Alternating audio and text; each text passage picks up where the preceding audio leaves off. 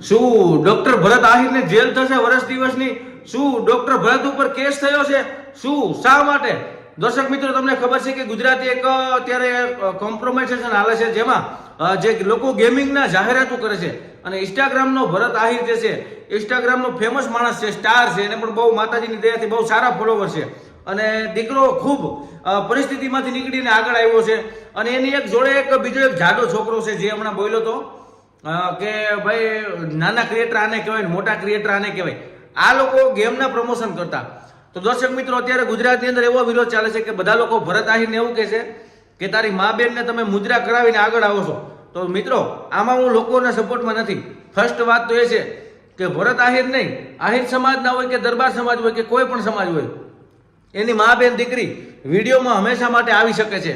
એટલે આ વાતની હું ખિલાફ છું અને આ વાતમાં હું પણ ભરતને સપોર્ટ કરું છું મિત્રો. બીજી વાત રહી છે ભરત આહિરની.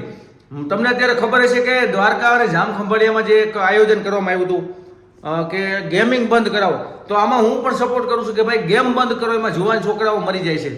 પરંતુ શું ભરત આહિરને જેલ થશે? કારણ કે ખંભાળિયા અને દેવભૂમિ દ્વારકા જિલ્લામાં એફઆઈઆર નોંધ કરવામાં આવી છે ભરતના નામની.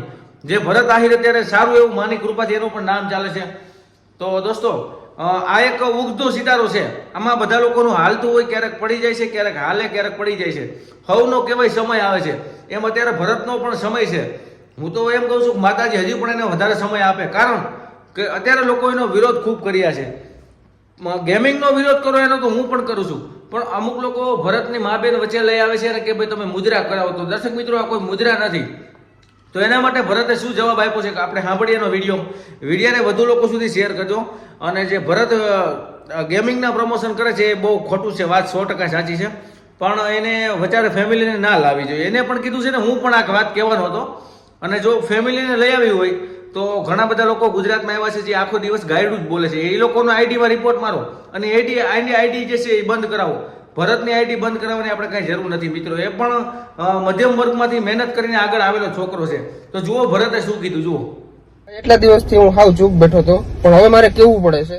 એસકે અને ભરતની ચારે બાજુથી બાકાઝીકી બોલતી હતી ને એમાં ભરતની નવી રીલ આવીને એમાં એને એમ કીધું કે ભાઈ તમે ગેમિંગ એપનો વિરોધ કરો એ બરોબર છે ને કરવો જ જોઈએ, પણ કોઈનો પર્સનલમાં વિરોધ ન કરો. તો એક રીતે એ પણ બરોબર છે, પણ ઈ રીલમાં ભાઈ વારંવાર એમ કહે છે કે તમે પર્સનલમાં વિરોધ કરો એ વ્યાજબી નથી, વ્યાજબી નથી, વ્યાજબી નથી. તો એ ભાઈને મારે એમ કેવું છે કે ભાઈ તમે ગમે એ રીલ બનાવો બરોબર, અને એમાં તમે એમ કહો કે ભાઈ આ ગેમ રમીને તમે એટલા પૈસા કમાઈ શકો, તમારા ઘરે બેઠા પૈસા કમાવો હોય તો આ ગેમ રમો, એમ કરીને તમે ગમે એને ભરાવજો. તો ઈ વ્યાજબી કહેવાય?